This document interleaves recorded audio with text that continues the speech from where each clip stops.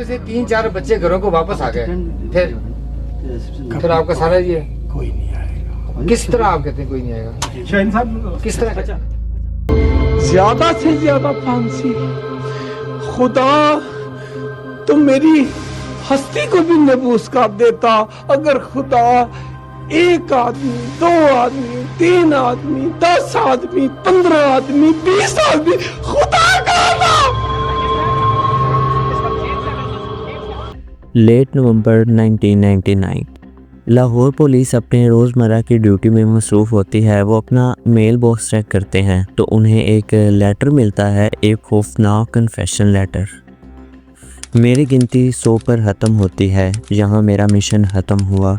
मेरा मैसेज पूरी दुनिया तक पहुँचेगा। मैं सैकड़ों माओं को रुलाऊंगा। मैं इनके बच्चों को बग़ैर कफन के अगली दुनिया में गडर के रास्ते भेजूँगा। इस लेटर में एक एक विक्टिम का पता, नाम और किस तरह कत्ल किया था सब कुछ लिखा हुआ है। कितना टाइम एसिड को लगा इसकी बॉडी डिज़ोल्व करने में, और आखिर में एक मकान का पता दिया हुआ था, 16B Ravi road, Lahore.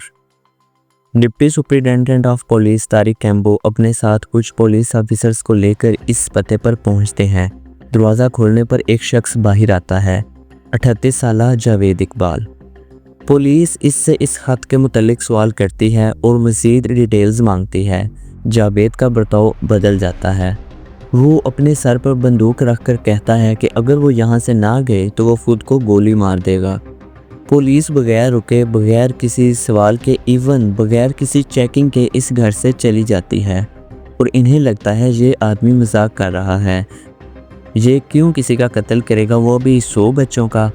They had no idea that they had just walked away from the worst serial killer in Pakistan's history.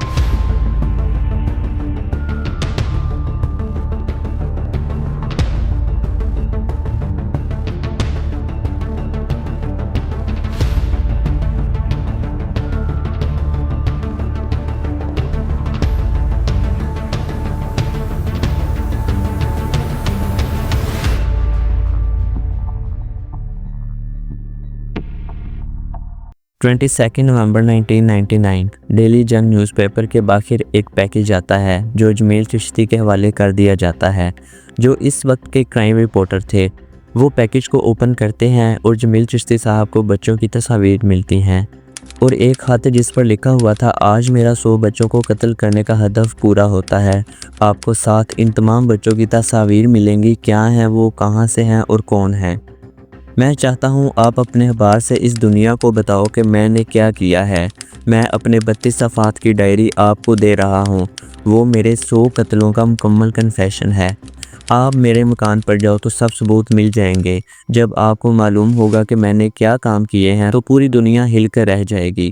अब चिश्ती साहब के सामने 2 पॉसिबिलिटीज़ आती हैं, या तो जावेद को कोई फंसाने की कोशिश कर रहा है या तो इसने वाकई जुर्म किया है। वो बगैर वक्त ज़ाया किए इस मकान पर पहुंचते हैं, लेकिन दरवाजे पर ताला लगा होता है। तो जमील चिश्ती साहब दीवार पर लांग कर अंदर जाते हैं तो इन्हें 85 जूतों के पैर मिलते हैं और एक बोरी जिसमें बच्चों के कपड़े होते हैं, और एक कमरे में एसिड के ड्रम पड़े होते हैं जिनमें से बदबूदार स्मेल आ रही होती है।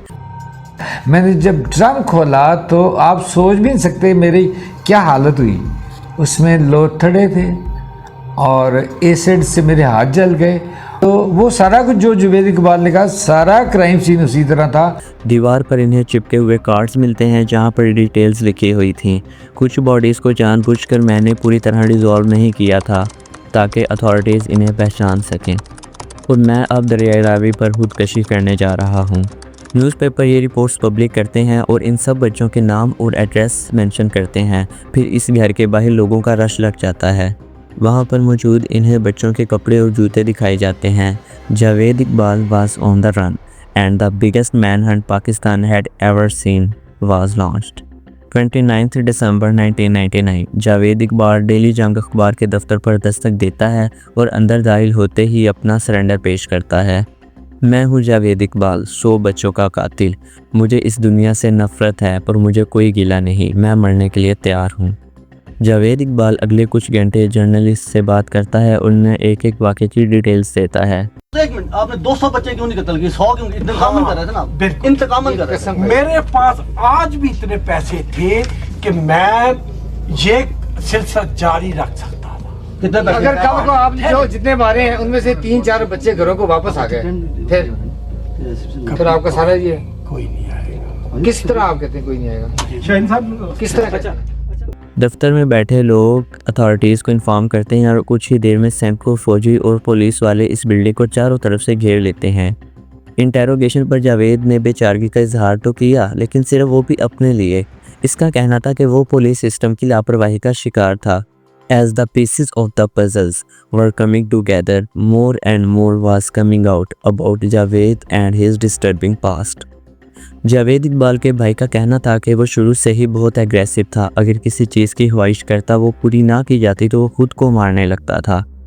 इस्लामिया कॉलेज से पास आउट होने के बाद जावेद के बाप ने इसको लोहे का बिज़नेस सेटअप करके दिया और वो वहाँ मोस्टली बच्चों को हायर करता था बिकॉज़ इन्हें तनख्वाह कम देनी पड़ती थी।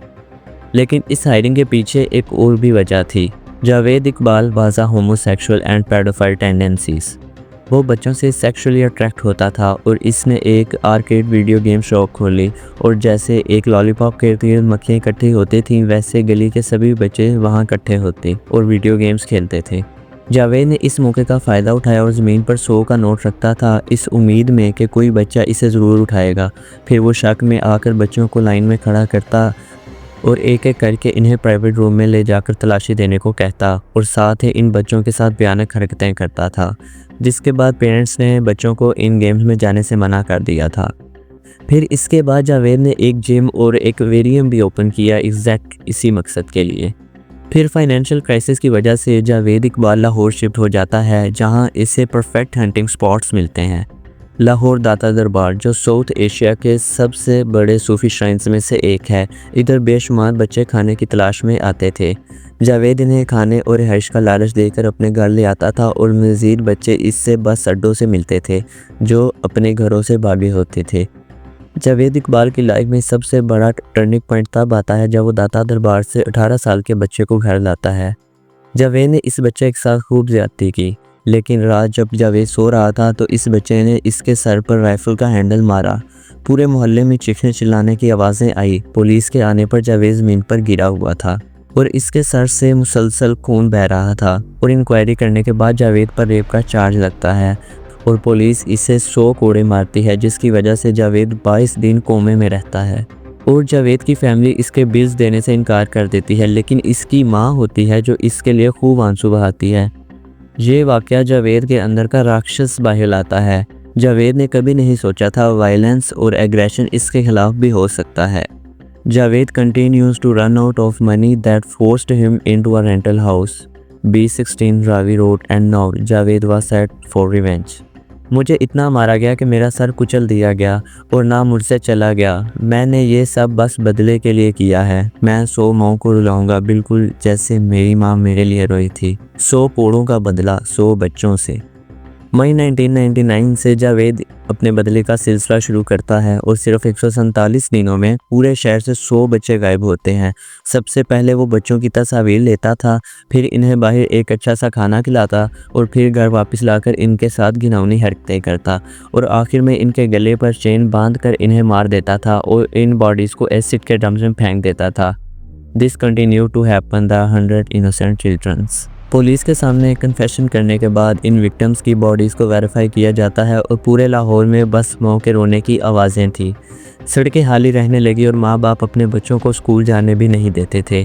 100 में से 57 बॉडीज़ को वेरीफाई किया जा चुका था, बाकी नहीं हो सकी थी बिकॉज़ बाकी बॉडीज़ पूरी तरह एसिड में डिज़ोल्व हो चुकी थी। 18 फरवरी 2000 Javed Iqbal was formally indicted और साथ ही इसके 3 साथी साजिद जिसको 686 साल की कैद सुनाई गई और बाकी नदीम को 186 साल की और साबिर जो इस वक्त सिर्फ 13 साल का था अपनी ज़िंदगी अगले 42 साल जेल में देख रहा था। जावेद का खुद को सरेंडर करना, जंग के दफ्तर तशरीफ़ लाना और पुलिस को मुकम्मल प्रूफ देने के बाद कन्फेशन देने के बावजूद कोर्ट में अपनी इनोसेंस कंप्लेन करता है। इसके कहने के मुताबिक इसने सिर्फ इसलिए कन्फेस किया था बिकॉज़ सड़कों पर रहने वाले बच्चों को टेंशन मिल सके और इन्हें एक अच्छा माहौल दिया जाए। इसके बाद जावेद अपनी स्टेटमेंट दोबारा चेंज करता है और कहता है 20 लोगों ने इसके घर आकर इन बच्चों को कत्ल किया और वो किसी को ना बचा सका, जिसे में आकर इसने ये कन्फेशन दिया। However, on 19th March 2000, Javed change his story yet again। वो कोर्ट को बताता है कोई बच्चा कत्ल नहीं हुआ था, ये एक पब्लिसिटी स्टंट था, और कोर्ट में जज इन तीनों स्टेटमेंट्स को रद्द कर देता है। उस वक्त के जज अल्लाह बख्श रांझा के सर पर पूरे मुल्क का दबाव था। लोग पूरा दिन कोर्ट के बाहर हड़ताल करते थे और इंसाफ की आवाज़ें बुलंद करते थे। जावेद को वो सज़ा सुनाई जाती है जो पाकिस्तान की तारीख में कभी नहीं हुआ। जावेद इकबाल को मीनारे पाकिस्तान लाकर इसी चेन से फांसी दी जाएगी जिससे इसने बच्चों का कत्ल किया, और इसकी बॉडी के 100 टुकड़े किए जाएंगे और बारी बारी इन्हें एसिड में डुबोया जाएगा। इस सज़ा को सुनकर ना सिर्फ पूरा मुल्क बल्कि फ़ौरन NGOs भी फ़ौरन अलर्ट हो जाती हैं। इस दौरान के इंटीरियर मिनिस्टर ने इस सज़ा की मजम्मत करते हुए ये कहा ये सज़ा ह्यूमन राइट्स की वायलेशन है, जिसकी वजह से कुछ फ़ौरन NGOs भी जावेद के हक़ में बोलने लगी। जावेद के डिफेंसिव लॉयर को मौत की धमकियां आने लगी और इन्हें इस्तीफ़ा देना पड़ा। जावेद को जो सज़ा सुनाई थी वो कंफर्म हो चुकी थी। October 2001 in block 7 of the maximum security prison in Kot Lakhpat, Javed Iqbal was found dead along with his compliance Sajid. इस वाक़े को बीते 25 साल से ज़्यादा हो गए हैं, लेकिन बच्चों के वालिदैन का सदमा अभी भी ताज़ा है। इस केस के पीछे वजह और इसके इम्पैक्ट को अंडर एस्टिमेट नहीं किया जा सकता।